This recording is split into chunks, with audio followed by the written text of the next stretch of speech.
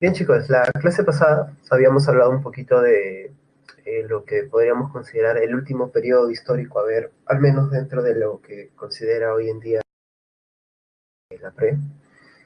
Eh, este periodo histórico que llamamos filosofía contemporánea, que como vimos no es tan contemporánea, ¿no?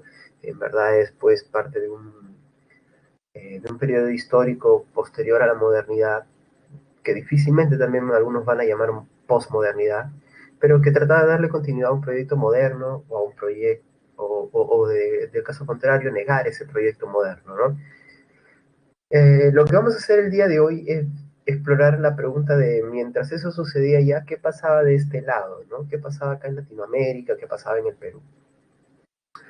Eh, Da la sensación, y más cuando ya has tenido algún curso de filosofía y has explorado este tema, de que pareciera que la filosofía latinoamericana viene a ser una especie de revisión de las mismas corrientes que se han visto, pero con otros autores. Yo diría que de nombre pueden ser muy parecidas, pueden guiarse por principios similares. Sin embargo, como se van a dar cuenta, son ideas pues que en verdad son distintas, que de alguna manera tuvieron un alto grado de originalidad, pero bueno, yo prefiero que ustedes lo comprueben y que se metan sobre todo en los problemas mismos de la filosofía latinoamericana. ¿Bien? Así que, a ver, a estar atentos, el día de hoy es una cosa un poquito larga, ¿no? Lo primero que tenemos que ver es que en este tema podemos encontrar dos problemas, ¿no? En esto que hemos llamado filosofía latinoamericana se pueden encontrar dos problemas, donde el primero tiene que ver con el origen, en qué momento se inicia la filosofía, y básicamente hay dos opciones: se inició antes de la llegada de los españoles o con la llegada de los españoles, que es donde ya se presenta el primer problema claro de la filosofía. Y el otro problema tiene que ver con la autenticidad, ¿no? ¿Tenemos un pensamiento auténtico en Latinoamérica o es que solamente copiamos todo lo que hacen los europeos?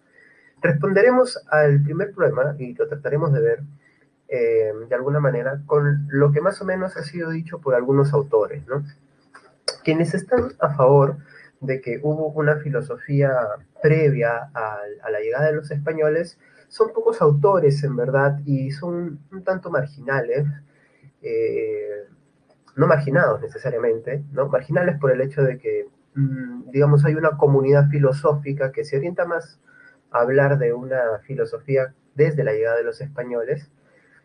Y entonces esta etapa, que algunos consideran prefilosófica, para estos autores no lo es, ¿no? Ya hay filosofía en los Andes, en el Imperio Mexica. Entonces, de alguna manera, estos autores tienen una consideración de filosofía un poco distinta a la de los otros.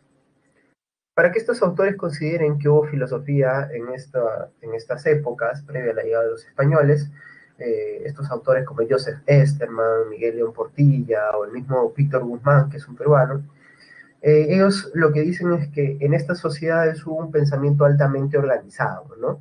Entonces, por ejemplo, según Joseph Esterman, él habla de una filosofía andina, basándose en qué? En el hecho de que existen, pues, concepciones éticas, antropológicas, ontológicas, ¿no? En el mundo andino, por ejemplo, ontológicas, la división de las tres zonas, ¿no es cierto?, del universo, de la existencia. O, por ejemplo, en el mundo moral existía un código, pero era un código respaldado por una perspectiva de comunidad, ¿no? El ama su, ama yuya, ama aquella, ¿no es cierto? Entonces, para muchos, ¿no? Para muchos, esto ya podría ser una señal de filosofía, y para este doctor en específico, Joseph Esterman, es señal de que ya hay filosofía. Pero otro grupo de pensadores dice, oye, pero la filosofía no es solamente pensamiento altamente organizado, cosmovisión, así la cosmovisión implica un pensamiento ético. No, no solamente es propuesta, también es problema. Recordemos que la filosofía, en nuestro esquema, ¿no es cierto?, en lo que hemos visto en nuestra primera clase, no es solamente racional, no solamente es sistemática, no solamente es totalizadora, no solamente implica una revisión sintética de lo que viene sucediendo, sino que la filosofía también es algo más, es crítica y problematizadora. Se supone que la esencia de la filosofía está en sus problemas, y es por eso que los autores que consideran que no hubo filosofía en esas épocas apelan a esto. No hubo crítica, no hubo problema, no hubo debate filosófico. Entonces, en consenso, la mayoría de la comunidad, ¿no es cierto?, eh, es de alguna manera, ¿no es cierto?, tirar hacia esta idea de la etapa prefilosófica, considerando pues esta etapa de antes de la llegada de los españoles, ¿no? Quien dirá que no hubo una filosofía prehispánica, es por ejemplo Salazar Bondi, ¿no? Para él eso fue religión, al igual que el profesor David Sobrevilla también dice, es religión y no hay manera de considerarlo filosofía, ¿no? Según Salazar Bondi, lo clave está en los textos escritos, ¿no? No hay pruebas escritas de que haya habido pues algo así como, algo tal como la filosofía, ¿no? Una cosmovisión quizá. Y eso es a lo que precisamente se refiere Ciro, ¿no? No está comprobado, es cierto, también lo del sistema de ama y ama su, ama aquella, ¿no? Eh, Aunque hay varias referencias de que es muy probable de que sea parte del pensamiento tardío andino, ¿no? Pero bueno, ahí ya hay una investigación que no me corresponde tocar a mí, ¿no? Una investigación más histórica, de hecho. Bueno, entonces, tomando lo que el consenso filosófico de la Academia Filosófica dice, ¿no? O acepta, vamos a proceder pues a evaluar estos detalles, ¿no?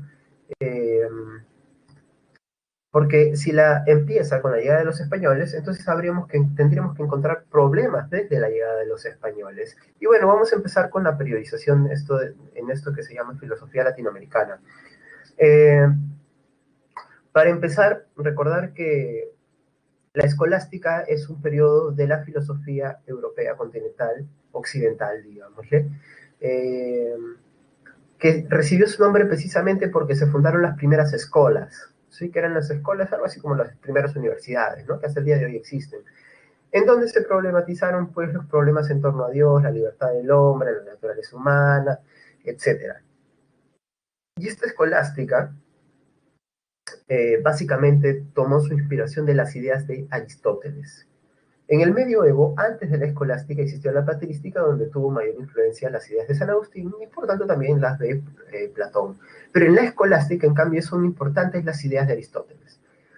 Ahora, sucede que cuando los españoles llegan y conquistan o invaden eh, estos nuevos territorios, el territorio de lo que ellos llamaban las Indias, someten a los indios y luego de un tiempo surgirá una discusión producto de un evento sumamente singular. Un monje misionero llamado Fray Antón de Montesinos, empezará su denuncia de los maltratos que se supone están recibiendo los indígenas.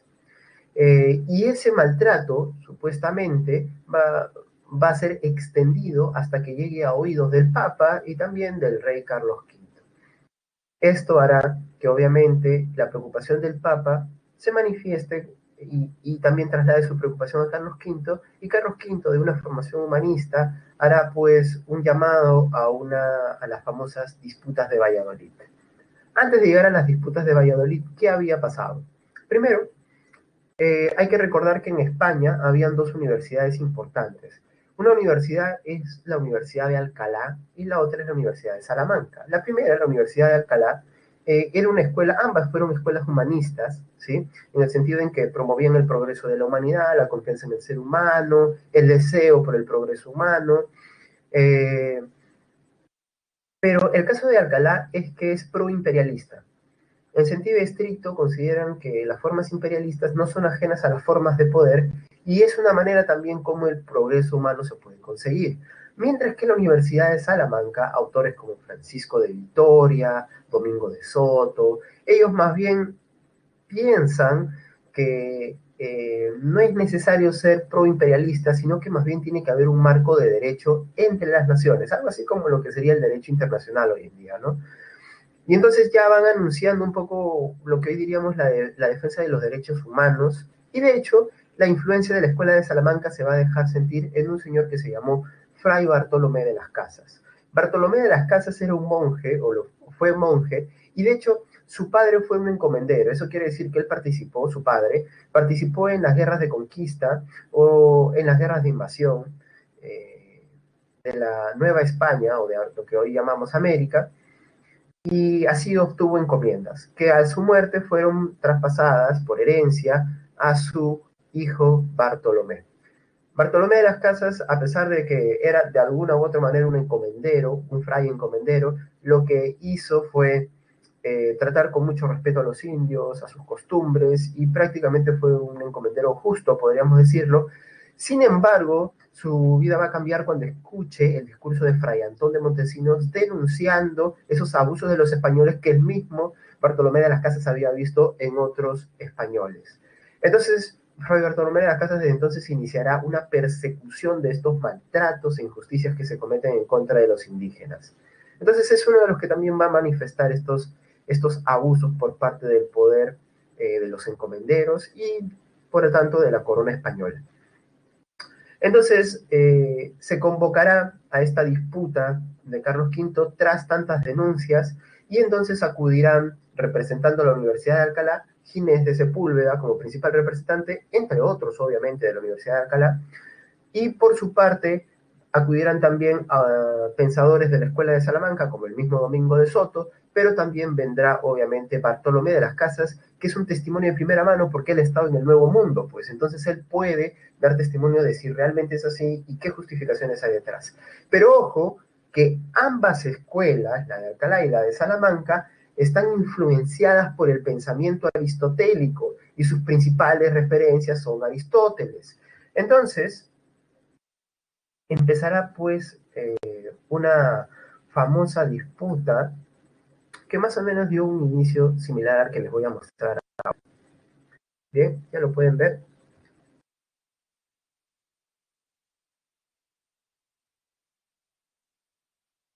¿Listo? A ver, atentos para que vean más o menos cómo se plantea, ¿no? En qué términos. Creo que esto es una reconstrucción nada más, ¿no?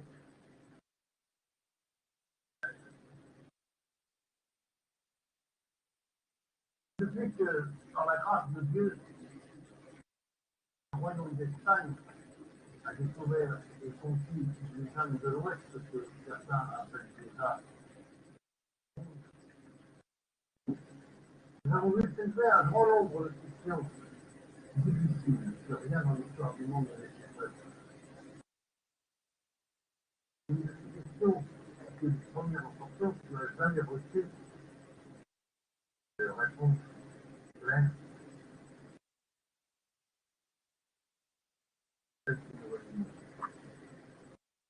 Faire nouvelle des habitants ont été vaincus et soumis au nom du prêtre.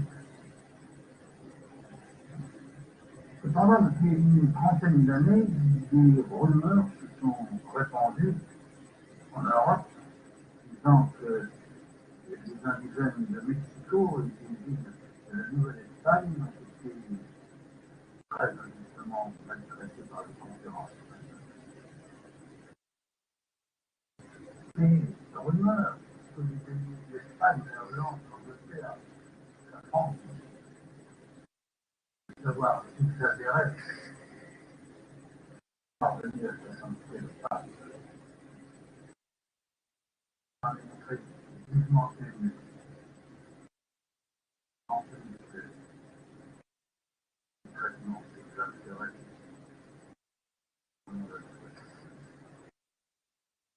À plusieurs reprises, le Saint-Père a manifesté sa compassion et la guerre nouvelle,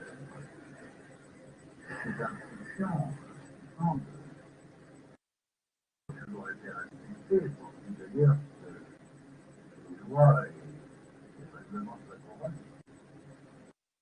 Aujourd'hui, le Saint-Père m'a envoyé jusqu'à vous avec une mission précise. Décider si ces indigènes pouvaient être une achevée, une véritable créature de Dieu, nos frères, avec les descendants et au contraire, comme vous l'avez dit, ils sont des êtres d'une catégorie distincte, voire même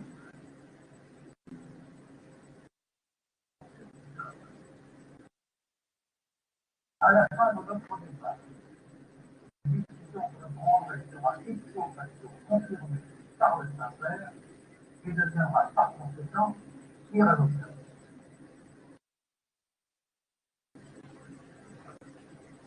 Et nous avons réuni ici, à Valladolid, dans ce couvent où frère Grégorio avait la bonté de nous accueillir, quelques témoins et participants. C'est d'abord le très illustre frère Bartholomé de las Casas, qui connaît bien les terres nouvelles et qui plusieurs fois pris la défense de Sylvanide en face. Nous avons Maître Sepulveda lui-même. Des œuvres philosophiques sont très bien connues. Une érudition de la pénétration de son idée.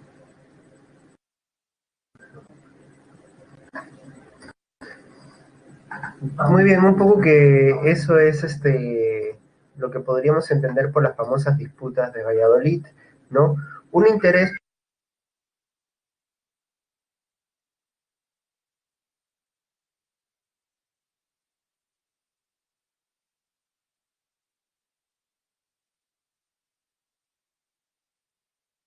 Perdón, un interés pues que sí, sí, sí, lo tenía controlado, sino que empezó a sonar acá el teléfono y no quería que los deje sordos. Una disputa pues que estará enfrascada en ideas o que partirá de ideas de Aristóteles, pero ojo que lo que los defensores de los indígenas como Bartolomé de las Casas están viendo es no solamente que es un atentado contra la humanidad, sino también es un atentado contra la religión, porque se usa la religión o la cristiandad, la evangelización, con el fin, con, un, con el fin de justificar el maltrato. Pero sabemos que ese maltrato no es por la cristianización, sino es más bien ¿por qué? Por obtener pues un beneficio económico material, ¿no es cierto? Claro, un poco que la discusión que sostendrán ambos, tanto Sepúlveda como Bartolomé de las Casas, es un progreso hacia el entendimiento de la naturaleza del indígena basándose en las ideas de Aristóteles, ¿no? Eh, de hecho, lo que nos dice, por ejemplo, Ginés de Sepúlveda es que los indios son amentes, dice él, ¿no? Basándose en la teoría de la servidumbre natural de Aristóteles, él lo que nos va a decir es que son amentes, significa son irracionales, porque este mundo se divide entre los que son amos y siervos y ellos han nacido siervos, pues. Entonces, nosotros hemos venido como amos y por tanto podemos hacerlo, podemos hacerle la guerra a ellos y podemos dominarlos. ¿Por qué? Porque hay que eliminar su cultura para civilizarlos. Esa es la lógica de ellos, ¿no? Se puede usar la violencia siempre y cuando sea para civilizar. Y la lógica de nuestro amigo Bartolomé de las Casas es distinto. En vez de condenar las costumbres de los indios, él más bien trata de expresar cómo las costumbres de los indios no son tan irracionales como pensamos. Más bien son más racionales de lo que creemos. Eh, ¿Y por qué son más racionales de lo que creemos? Porque primero, ellos estaban organizados política y socialmente de una manera adecuada antes de la llegada de los españoles. Pero sin embargo, los españoles, tras su llegada, les impusieron una imagen que ellos en verdad, que no es propia en verdad de ellos. Entonces, si tú quieres hispanizar y cristianizar, o si tú quieres civilizar a esta cultura, no lo haces pues violentándolos y mucho menos extirpando su cultura, sino que tú tienes que simplemente tratar de darles una condición adicional, porque ellos ya tienen cosas buenas. Tú tienes que sumarle más cosas buenas, como por ejemplo el cristianismo, pues. Entonces, esa es un poco la lógica de Bartolomé de las Casas. Y la idea de Ginés de Sepúlveda es de que están casi cerca de prácticas demoníacas porque se comen gente, entonces necesitan ser evangelizados urgentemente y con mano firme, según Ginés de Sepúlveda. Entonces, Bartolomé de las Casas tomará esta idea, a ver, vamos a tomar esa idea de la antropofagia, que ellos se coman a otros seres humanos. Para empezar, según Bartolomé de las Casas, ¿eh? Esta idea de la antropofagia, a ver, ellos, ¿a quiénes se comen? ¿Se comen entre ellos? No, comen a los pueblos que acaban de vencer. Cuando un pueblo vence al otro, ¡pa!, se lo come. Solo que a nuestros ojos son lo mismo, pero no son los mismos pueblos. Y la pregunta es, en Occidente, ¿qué se hace con los esclavos? Con los reos de guerra, los presos de guerra. Bueno, ahí está, pues. Precisamente se dice esclavos porque se les esclaviza, se les obliga a hacer trabajos que no quieren. La pregunta es, ¿acaso el esclavismo es mejor que la antropofagia? Uno se ve más cruel, es cierto, pero la pregunta es no, no simplemente el grado de sufrimiento, sino también el tiempo del sufrimiento. Entonces, no podemos, diría Bartolomé de las Casas, criticar la antropofagia mientras nosotros los españoles todavía conservemos prácticas esclavizantes. Mira esa lógica, ¿eh? Una lógica fuera de su tiempo, diríamos, pero una lógica muy cristiana también, ¿no? Diríamos que un poco más radical para su época es el mismo Bartolomé de las Casas, ¿no? Porque está dándole con palo a las costumbres y a los hábitos de los españoles, que son un imperio y que representan también prácticas que se vienen dando en las distintas naciones europeas o se vinieron dando en las distintas naciones europeas, ¿no? Pero bueno, acabado este periodo de la escolástica, donde se fundan las primeras universidades, entre ellas, ¿quién? La Universidad Nacional Mayor de San Marcos en el año 1551, también se fundará, por ejemplo, la Universidad de México. Viene una etapa donde, digamos que el poder de los virreyes y de la corona, por tanto, ha disminuido en estas colonias y, por tanto, o más que disminuido, digamos, ha entrado en una especie de crisis, ¿no? Y los criollos han adquirido cada vez más poder, históricamente hablando, ¿no? Porque esto no es propiamente filosofía. Y entonces lo que sucede es que se presentan nuevos problemas en orden político y en el orden ético, y por tanto se vuelven problemas filosóficos. Antes percibamos un detalle de la etapa anterior, de la escolástica. Si ustedes se dan cuenta, la etapa de la escolástica muestra como un problema real, el maltrato a los indios, genera un problema filosófico, la naturaleza de los indios, si es justo hacerles la guerra, si es justo usar la violencia, si es justo, si son justas las encomiendas, ahí está. Eh, lo que de alguna manera es un problema material, se termina volviendo también un problema filosófico. Es por eso que la filosofía, a pesar de este lado, a pesar de que está usando ideas de Occidente, como las ideas de Aristóteles, al momento de ser interpretadas prácticamente ya dejan de ser ideas de Aristóteles. Parecerían más ser ideas de propio Bartolomé de las Casas, que simplemente está usando Aristóteles por ser una figura de autoridad. Pero la retórica implica ya un cambio de paradigma en el cual se aplican estas ideas, ¿no? Es bien curioso. Entonces, lo mismo va a pasar en casi todas las etapas, como la realidad invita al nacimiento de ideas filosóficas. Y es más, cuando se acuden a ideas de Europa, solamente se hace para poder tener un referente en el cual inspirarse. Eh, de alguna manera,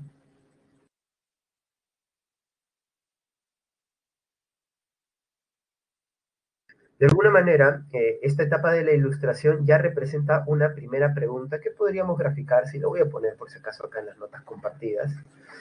Eh, Podríamos graficar en la circunstancia que vivieron en esa época los pensadores.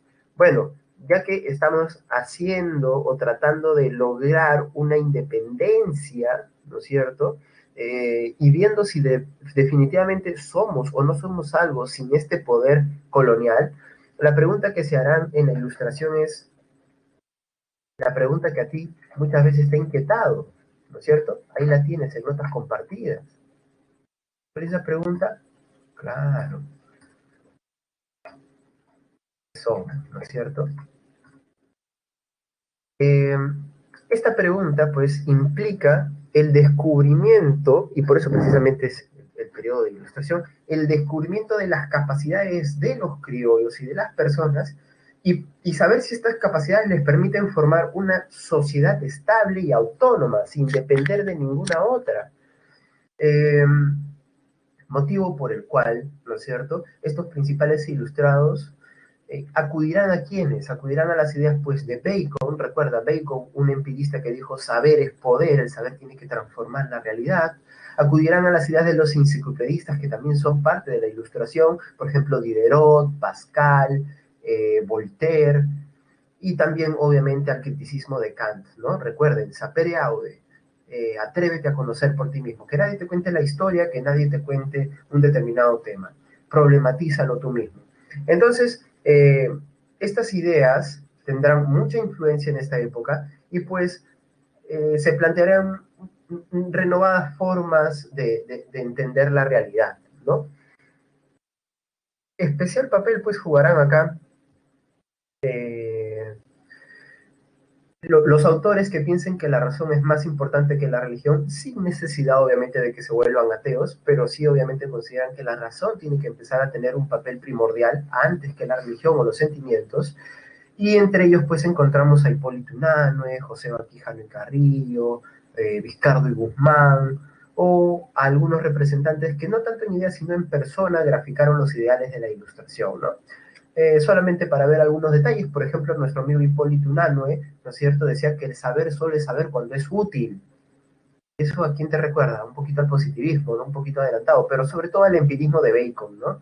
El empirismo de Bacon que decía, papi, saber es poder. Si tú sabes, tienes que transformar la realidad, tienes que hacer algo. Bueno, un poco ese es el ideal de estos pensadores de la independencia o la ilustración. Hubo un personaje que también es muy conocido, ¿no? Nuestro amigo José Baquijano y Carrillo, ¿no? También conocido como el Bacon peruano, o achafamente conocido como el Bacon peruano, ¿no? Porque tenía ideas similares y políticamente sostuvo que los criollos deben ser los que manejen las colonias porque es una cuestión práctica, dice él, porque ellos son los que mejor conocen la colonia incluso que los mismos virreyes enviados desde España, ¿no? Entonces es una locura hacer que un virrey que no conoce esta realidad venga a gobernarla, pues, ¿no? Los criollos son los que se tienen que hacer cargo. Existió un personaje también, un señor que se menciona en algunas novelas, que es el señor Don Pedro Peralta Barnuevo Rocha y Benavides. ¿Quién es este señor? Este señor es un señor que es un ilustrado en toda su potencia, ¿no? En el ideal de los ilustrados europeos, ¿ah? Es un autodidacta y que contribuye en diversas áreas del conocimiento, ¿no? Como un autodidacta. ¿Y cómo se demuestra que es un autodidacta? Bueno, que pues es una persona que aprendió 8 idiomas, ¿no? Hablaba 8 idiomas. ¿Te imaginas que en esa época no había pues instituciones idiomáticas o de lenguaje, ¿no? No existía, eh, bueno, tú ya sabes las academias que existen, ¿no?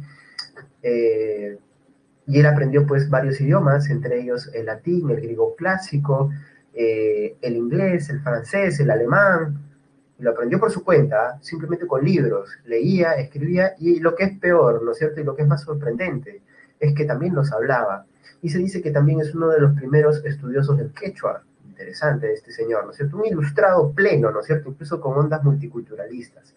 Eh, y era un polígrafo, pues, ¿no? Escribía sobre diversas disciplinas y sobre todo disciplinas exactas como la cosmografía, que es una especie de cartografía, sobre geografía, hidrografía, algo que se llamaba el saber de los metales, que es algo como una especie de ingeniería metalúrgica primigenia, ¿no? Con tintes de alquimia, pero ahí está, pues había casi de todo este señor, ¿no? Don Pedro Peralta Barnuevo Rocha y Benavides.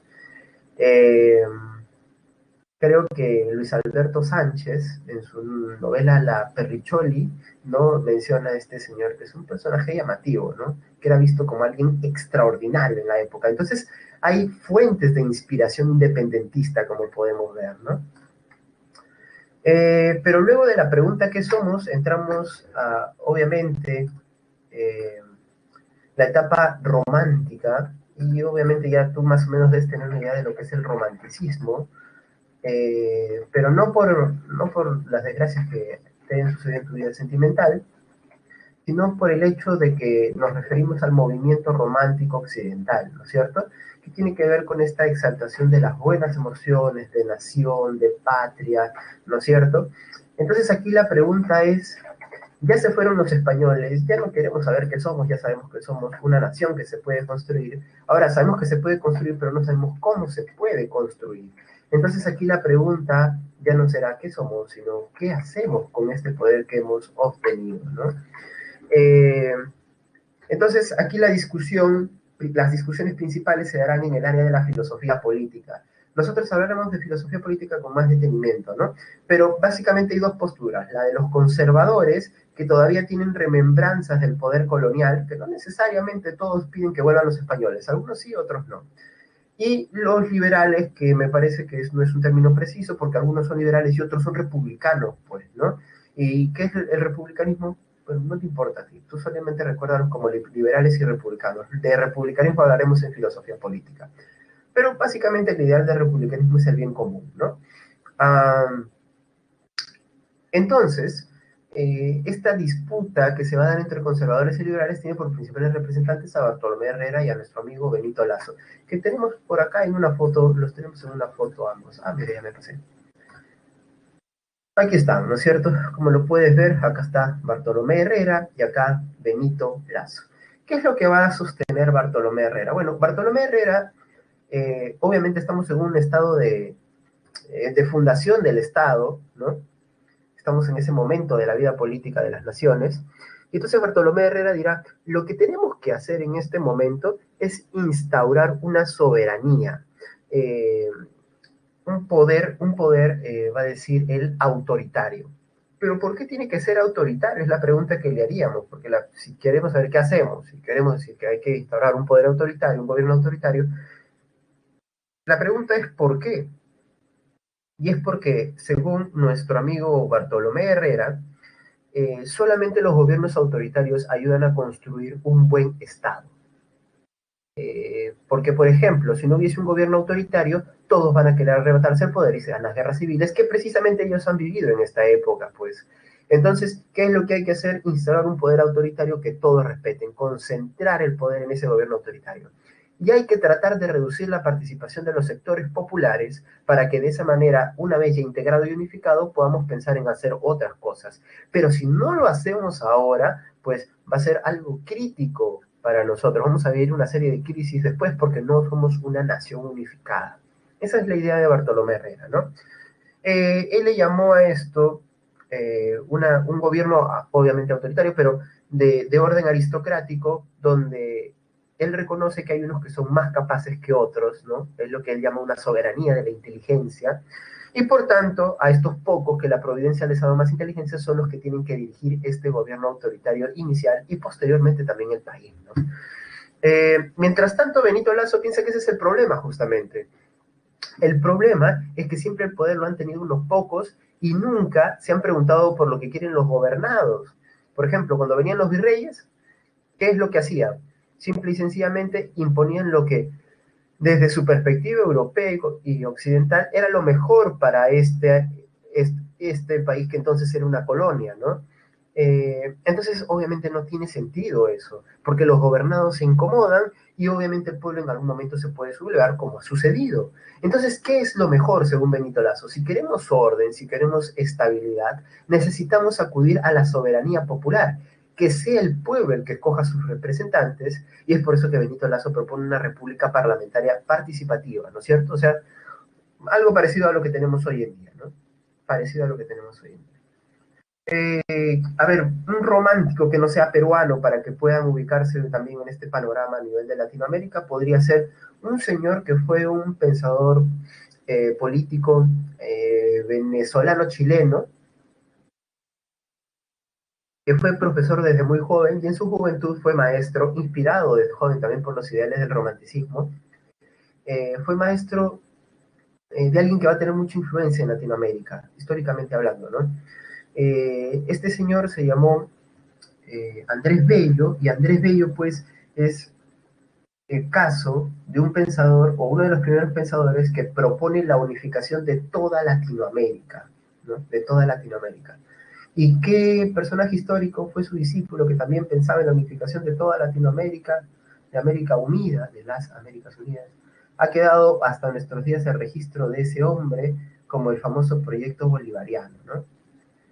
Sí, Simón Bolívar, ¿no? Discípulo de Andrés Bello, y ambos pues con este ideal romántico de unir toda Latinoamérica en una gran nación, ¿no? Para poder, ¿qué cosa? Hacerle frente a los poderes extranjeros que buscan dominarnos, poderes de dominación extranjeros, curioso, ¿no? Eh, Luego vendrá una etapa donde el problema ya no es qué hacemos, porque mientras estábamos en ese debate, nos gobernaban pues los peores, ¿no es cierto?, aristócratas o el famoso caudillismo, ¿no? Famosos caudillos que se aprovechaban de las circunstancias. Y entonces acá la pregunta va a cambiar porque vamos a enfrentarnos a una circunstancia nueva.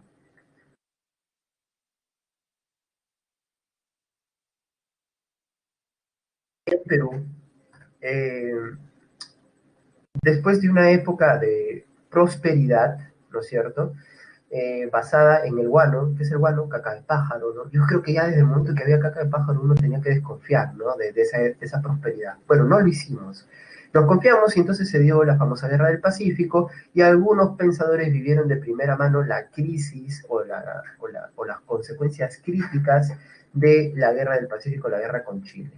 Uno de esos personajes fue precisamente el señor González Prada, ¿no? Y el señor González Prada, Manuel González Prada, es un catedrático, pero un académico formado por su cuenta, no es necesariamente universitario, es un aristócrata también, pero no es un aristócrata que defiende a los aristócratas, sino que los critica porque él vio cómo esos aristócratas que estaban en cargos de poder o en cargos públicos, de ser autoridades públicas, no hicieron nada por el Perú en ese momento crítico, sino que más bien lo vendieron, ¿no? E históricamente ustedes sabrán de nombres precisos para identificarlos, ¿no? Que también fueron aristócratas o caudillos que se aprovecharon de la circunstancia.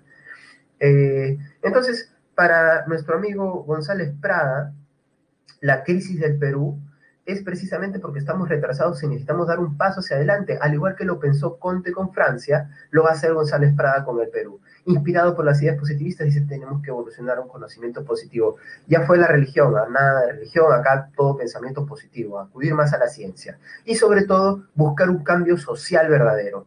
¿Dónde va a encontrar la inspiración para ese cambio social verdadero González Prada? En una etapa tardía lo va a encontrar en el anarquismo, ¿no? Y esto se ve con más claridad en esta cita de González Prada, ¿no?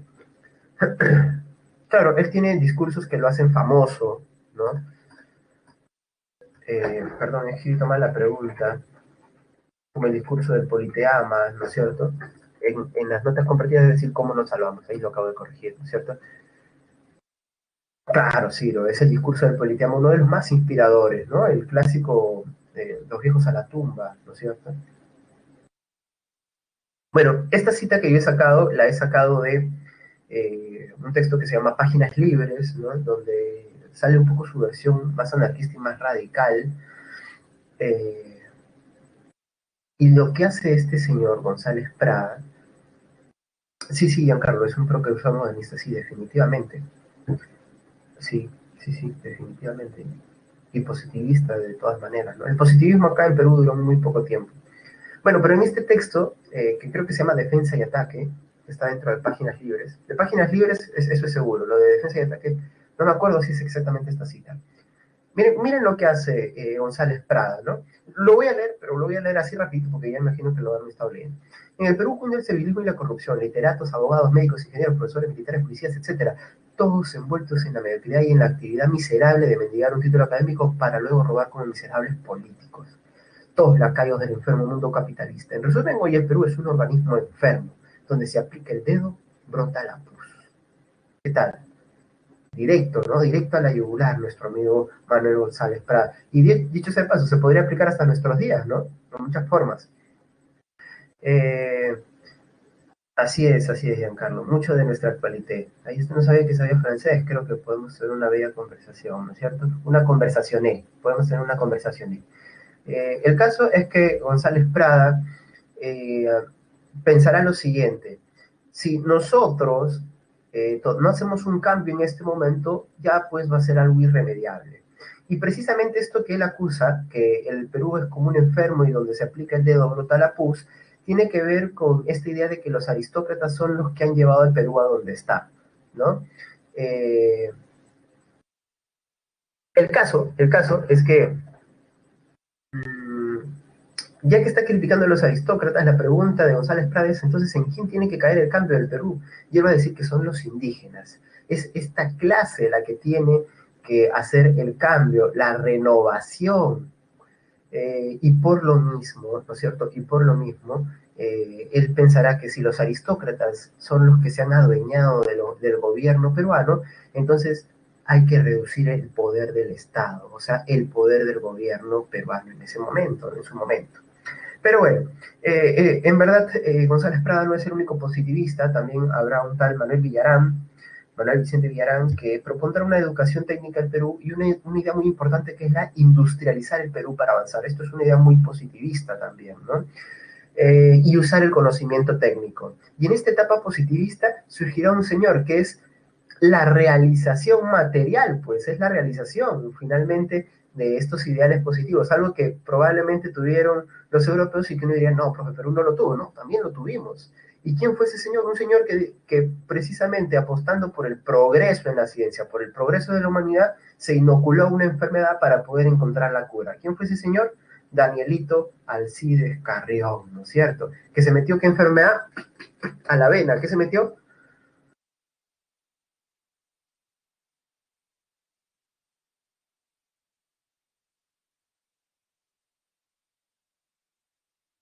La, fue la famosa enfermedad, ¿la viruela? ¿Fue la viruela? No fue la verruga, yo la tenía como la verruga.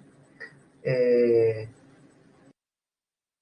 y sí, pues, él es la realización de, del ideal del hombre positivista, ¿no? A ver, por ahí preguntas. Claro, sé francés, sé portugués también. No lo comprobaron la clase pasada con mi frase de orden y progreso. Eh, no, la verdad que el francés no lo practico hace mucho, chicos. Pero sí he estudiado francés. Ahí está, es la fiebre de la orolla. Gracias, Félix, ahí está. Más preciso todavía, ¿no? Fiebre de la orolla o verruga, ahí está. Bueno. Muy bien, ahora esta pregunta, ¿no es cierto?, que estaba en relación con la guerra con Chile, ¿no? Y que fue llamada, pues, que nosotros hemos llamado el cómo nos salvamos, va a ser replanteada por la siguiente generación que vendrá, de pensadores, que vendrá como una oposición al positivismo, y son precisamente los espiritualistas. ¿En qué se basa el espiritualismo en general para criticar al positivismo? Eh, En Europa, al menos, el espiritualismo estuvo dado por un señor que se llamó Henry Bergson. Según Bergson, lo que hacen las ciencias naturales y el positivismo es dividir al ser humano como si fuese una cosa, o la realidad también la divide como si fuese una cosa. Bueno, con la realidad lo puedes hacer, pero con el ser humano no, porque el ser humano es una continuidad, no lo puedes estudiar por separado. La conciencia humana en especial es una continuidad, dice. ¿Y esto dónde se comprueba? En la memoria, pues ahí se ve la continuidad. Somos algo único, no somos algo que se pueda separar. Entonces, este detalle del espiritualismo de Bersón influenciará acá en un pensador llamado Alejandro de Ustua. Alejandro de Ustua es considerado el primer filósofo profesional del Perú, ¿no es cierto? Por tanto, algunos le llaman el primer filósofo en sentido estricto, y entonces él dirá, inspirado en estas ideas espiritualistas, él propondrá que haya, para ver lo que ha estado sucediendo a lo largo de la historia del Perú, él dirá que, primero, antes de dar su propuesta, dirá que el problema del Perú es que no hemos tenido líderes, pero líderes con principios morales, pues. O sea, un poco que retoma la crítica de González Prada y dice, no han habido líderes morales, todos se han querido aprovechar. Entonces, ¿cómo se cambia esto? No se cambia solamente industrializando, porque la corrupción no se va a acabar. Tiene que haber una formación humanística. Tenemos que hacer, ¿qué cosa? Renovar el Perú desde cimientos morales. Y es por eso que él dirá, tiene que haber una formación humanística que ayude a formar una élite, o sea, a los mejores, que sean los capaces de transformar el Perú desde bases morales sólidas, no endebles como las que hemos tenido hasta ahora con la religión y demás, sino un espiritualismo renovado. Y por eso él terminará diciendo que para ser prácticos, de momento, no es bueno promover la educación de los sectores populares, ¿no? Porque eso más bien traería problemas. Ahí está, mira, también tienen sus ideas un tanto separatistas, ¿no? Estos grupos que a veces también se han preocupado por la integridad de la nación. Y cuando el espiritualismo está en toda su onda bien chévere, que sí, que los cimientos morales, ¡pum!, no duró demasiado, diríamos que ni siquiera duraron 50 años, cuando aparece este periodo llamado el de la filosofía social. ¿Por qué filosofía social? Porque las principales preocupaciones es por la circunstancia político-social, ¿no? Que ha invadido casi a la sociedad peruana, ¿no? Y en general a la filosofía latinoamericana. Y entonces acá surgirán cuatro movimientos interesantes. Empezaré por el de Mariátegui, que es el comunismo adaptado, ¿no? Eh, Mariátegui, como siguiendo las premisas de Marx, se da cuenta de que en Europa, por ejemplo, hubiese podido pasar al comunismo, porque, ojo, que ya se estaba haciendo para esta época, porque ellos sí llegaron a ser sociedades industrializadas, por tanto capitalistas. En cambio, acá en Latinoamérica no lo somos. Somos más bien países semicoloniales y semifeudales. Entonces, acá dar el salto hasta el comunismo parece un poco más difícil, pero se puede según Mariátegui. ¿Cómo? Haciendo la revolución comunista, ¿no es cierto? Eh, Acá ha existido una burguesía intermediaria, dice él. Es una burguesía que ha ayudado a los grandes poderes capitales extranjeros a que se lleven todo lo que tenemos. Entonces, ¿cómo hay que hacer? Una revolución que en una frene a esa burguesía local y también a la gran burguesía internacional, ¿no? Claro, también es la época de otros movimientos revolucionarios, pero ya terroristas, ¿no es cierto? Eh, con respecto de los cuales en relación con Mariátegui prefiero no decir nada, ¿no? Para no distorsionar a Mariátegui. Y habrá otro movimiento que nacerá en México, ¿sí? Que también se considera revolucionario y también inspirado un poco en la doctrina marxista o en el pensamiento marxista, y que está fundado por los maestros del exilio español. ¿Quiénes son los maestros del exilio español? Son estos pensadores que dijeron que son estos pensadores españoles que llegaron luego de la Guerra Civil Española y dijeron que no se puede aplicar una ideología del continente europeo a Latinoamérica así como así, sino que es todo un proceso de adaptación. Eh, y obviamente hay que tomar en cuenta, decían ellos, el espacio y el tiempo histórico. Y acá es donde surgirá la famosa Alianza para la Revolución Americana, más conocido como el APRA, ¿no es cierto? El principal representante acá en Perú, ¿quién es?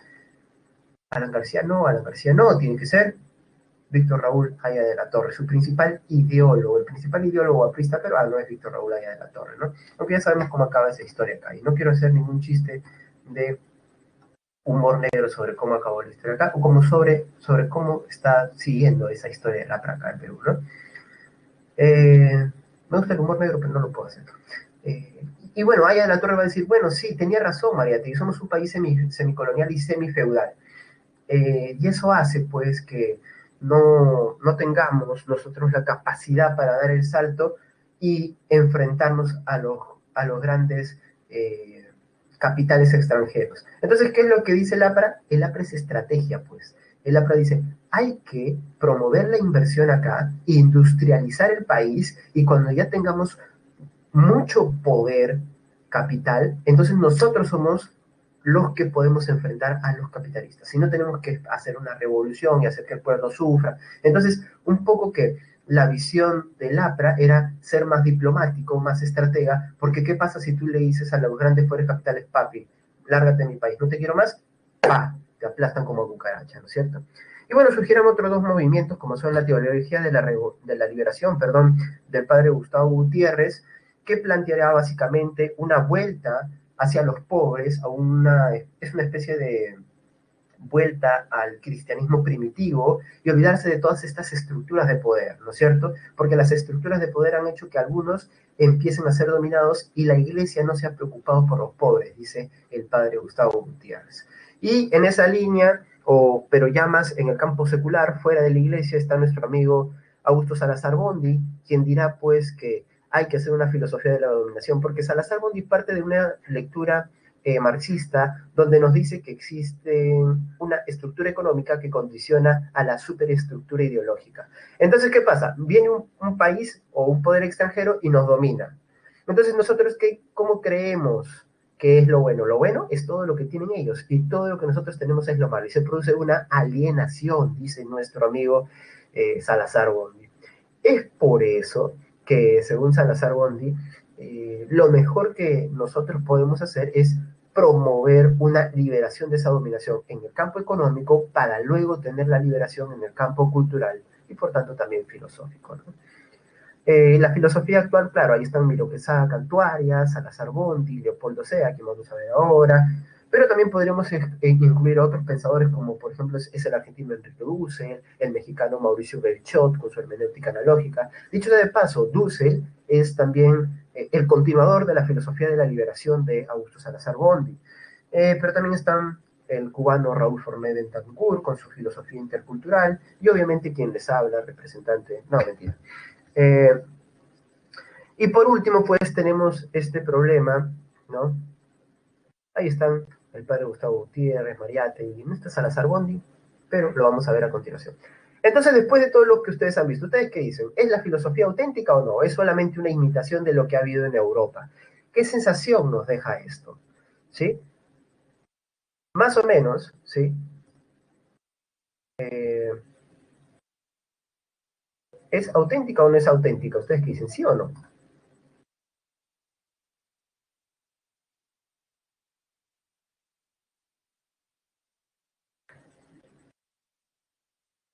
Bien, ahí está, más o menos lo que ustedes me han podido expresar a través de votos. Sí, sí es auténtica, profesor. Bueno, Salazar Bondy dijo que no era auténtica por su lectura de las estructuras del poder. Cuando uno es dominado, todo producto ideológico de la dominación no es auténtico, sino es imitación. Entonces, si los europeos hablan de fenomenología, nosotros también hablamos de fenomenología porque es lo mejor y son los europeos los genios. Bueno, entonces Salazar Bondy dirá, no podemos seguir en esto. Primero tenemos que liberarnos económicamente para luego recién liberarnos de la dominación ideológica y también filosófica. Leopoldo se dirá, no papi, te estás equivocando, porque mira, primero, todas las ideas que tú piensas que son imitadas no han sido imitadas, pues han sido adaptadas y por tanto las circunstancias son distintas a las de Europa.